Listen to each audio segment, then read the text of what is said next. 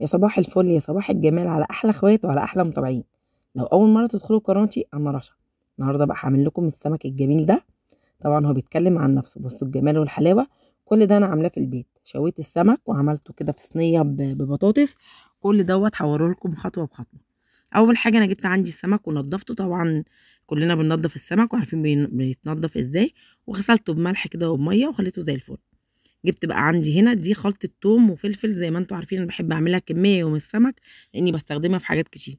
والبطاطس انا مقطعاها كده يعني شرايح اتخن من الشيبس شوية.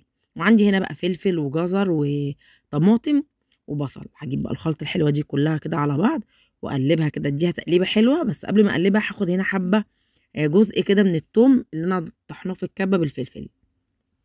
زي ما انتم شايفين كده انا عامله كميه، لاني هعمل بقى منه الرز، هعمل منه طحينه بابا غنوج، فهعمل منه حاجات كتير. فبكتر كده الكميه بدل ما كل شويه اضربها في الكبه. لا، بعمل كميه كبيره كده في طبق واخد منها حبه حسب الاكله بتاعتي. انا خدت هنا منها معلقتين 3، نزلت بملح وبكمون وبهار سمك زي ما انتم شايفين، واحط عليهم معلقتين 3 من الزيت. دي خلطه انا هحشي بيها السمك بتاعي. دي كده اول خلطه معايا. طبعا شايفين انا هحط جزر وهحط فلفل وهحط طماطم وهحط كمان بصل. يعني خلطة عظمة، شكل الخلطة اصلا يفتح النفس. ايه رأيكم؟ هديها بقى تقليبة حلوة كده للبهار معايا هي والثوم. وحركتهم كده معلقتين 3 زيت. ويلا بينا بقى نشوف الاول هنعمل ايه. خليت الخلطة بقى دي كده على جنب. همسك بقى البصل والجزر والطماطم والفلفل، اديهم تقليبة حلوة كده كلهم مع بعض. الاول خالص كده يندمجوا كلهم مع بعض زي ما انتم شايفين. وبعد كده بقى هجيب السمك بتاعي ده، هاخد كده منه جزء. يعني هاخد نصه مثلا واسيب نصه، او اقل من نصه كمان. نشوف هنعمل بيه ايه. بصوا اللون يا جماعه، بقول لكم الخلطه اصلا روعه من قبل ما اعمل اي حاجه. بصوا عظمه بجد والله العظيم. الالوان والمنظر والقيمه الغذائيه اللي فيها حاجه كده عظمه. جبت بقى السمك بتاعي وفتحته كده زي ما انتم شايفين. حطيت الحشوه الحلوه دي كده جواه وهخليه على جنب. هعمل كمان واحدة والتانية هحشيهم بنفس الطريقة كده. هحط الحشوة الحلوة دي كده جواهم وهخليه على جنب وهقول لكم هنعمل فيه ايه.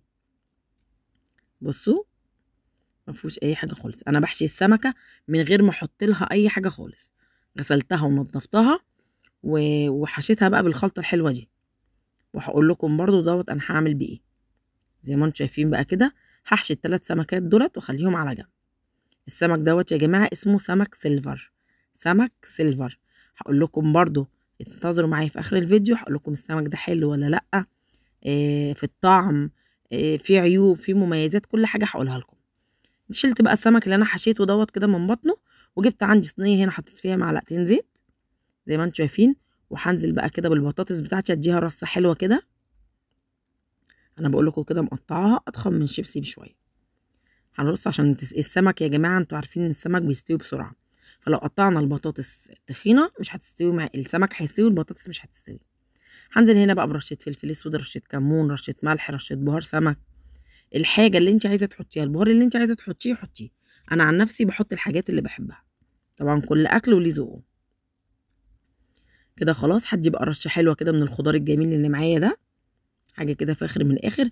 وهدي برضو رشة توم معايا كده من التوم اللي انا حاطه له توم وكمون وزيت. هدي له برضو رشة يطعم لي البطاطس. مش معقول يعني مش هسيب الخلطة دي كده تعدي من على البطاطس. يلا يا جماعة فين اللايك بتاعكم؟ شايفاكم ساكتين كده وسرحانين معايا ومحدش حط اللايك. يلا حطوا اللايك بقى واكتبوا لي كومنت حلو كده منكم ليا. هجيب بقى السمك اللي اتبقى معايا وهاخد كده حبة من الخلطة الجميلة اللي انا عملتها واحشي بيها قلب السمكة من جوه. وهستنى، لا مش هسكت بقى، هحط كمان حبة خلطة جواه. يا سيدي على الجمال والحلاوة. لو انتوا مكاني كنتوا شميتوا ريحة الخلطة عظمة بجد والله العظيم يا جماعة عظمة. هرصه بقى في الصينية كده بشكل حلو. هاخد تاني شوية خلطة كده. بصوا بشرب السمكية من جوه. لما تيجي تاكلي اللحم بتاع السمك تلاقيه كده حاجة عظمة بجد والله يا جماعة عظمة بجد. ايوه بوريكم بقى، بصوا جمال الخلطة. هحط بقى شوية من الخلطة وبعد كده اروح جاية حطها في الصينية واكمل بقى بقية الكمية بتاعتي دي كده. ونشوف مع بعض هنعمل ايه تاني. هنا بقى خلصت الكمية بتاعتي زي ما انتم شايفين. انا هنا هفتح السمكة كده اديها كده شقتين كده من الناحية دي ومن الناحية دي، والشقتين دول مش هسيبهم فاضيين. هحط فيهم الخلطة اللي هي التوم والكمون وبهار السمك والملح والزيت. من هنا ومن هنا هشرب السمكه كلها. اعمليها يا جماعه في اي سمكه، مش لازم في السمك اللي انا عاملاه سمك السيلفر ده، لا اعمليه في اي حاجه. اعمليه في البوري، اعمليه في البولتي الكبير، الناس اللي مش بتاكل البوري اعمليه في البولتي. في اي سمك تحبيه شكلي منه. يعني انا من نوع سمك عملت نوعين سمك منه، كان ممكن كمان اقلي منه. زي ما انتم شايفين بقى هجيب الخلطه اللي اتبقت معايا. بصوا بقول لكم اهو اتبقت كده، هاخد منها برده بايدي واشرب السمكه. ومش هسكت برده، هقلب الجنب التاني وهديله برده كده شقتين، واحط برده كده غرقه من التوابل الحلوه دي. عايزه اقول لكم السمك بيطلع يا جماعه عظمه بجد. اعملوا الخلطه الحلوه دي لاي سمك بجد هتعجبكم، رائعه. سمك مقلي بقى، سمك سنجاري، سمك زي ما انا عامله كده، يعني بجد والله العظيم انا معتمده الخلطه دي عظمه بجد. هقلبه بقى، بقول لكم هقلبه الناحيه التانيه برده، وامسك السكينه كده اديله شريحتين، وبرده احط له نفس الطريقه كده. هحط له كده واغرقه بقى. بصوا بحط في الاخرام دي الفتحات اللي انا فتحتها، وبرده كده بغرق السمكيه كلها. اتبقى مني حبه بحطه على البطاطس اللي ما فيهاش طعم. البطاطس يا جماعه بيتاكل، عايزه اقول لكم قبل السمك، يعني البطاطس دي بنلهفها بجد. كده بقى خلصت الكميه بتاعتي، واتبقت معايا حبه حشوه ازين بيهم بقى كده فوق الوش، مدين شكل حلو زي ما انتم شايفين. حاجه عظمه كده يا جماعه، شكل الصينيه يفتح النفس من قبل ما تدخل الفرن. ايه رايكم بقى؟ هجيب بقى ربع كوبايه ميه وادي كده في كل حته في الصينيه بتاعتي، علشان بس البطاطس اللي معايا تستوي مش اكتر. السمك يا جماعه ما بياخدش وقت خالص، زي ما احنا عارفين اسهل واسرع اكله ممكن تعمليها السمك، مش بياخد وقت خالص. هنزل بقى بمعلقه زيت واحده خالص كده، مش كتير، يعني معلقه واحده ما تكتريش، لاني حطيت معلقه تحت. وكده كده برضو هنحط معلقه من فوق وخلاص. عندي بقى هنا رده السمك اللي انا كنت حاشيه بطنه بالخلطه الجميله بتاعه الخضار، هجيبه بقى كده وانزل بيه في الرده دي وحشويه. هاخدهم بقى حشويهم عندي في البيت. طبعا عايزه تشويه عند الراجل براحتك، انا لقيتها مش مستاهله كده، وان هي برضو وصفه سهله.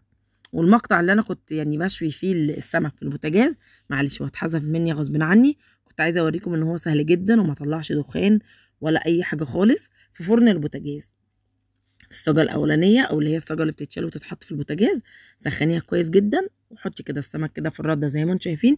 اي نوع سمك بقى انت بتحبي تشويه زي ما انتم شايفين بقى. انا حطيتها في الجنبين كده، واي حته ما فيهاش رده هغطيها كده بالرده بتاعتي، واحطها بقى في الفرن. والفرن طبعا مفتوح قدامي، هشويهم ما خدوش مني اي وقت خالص.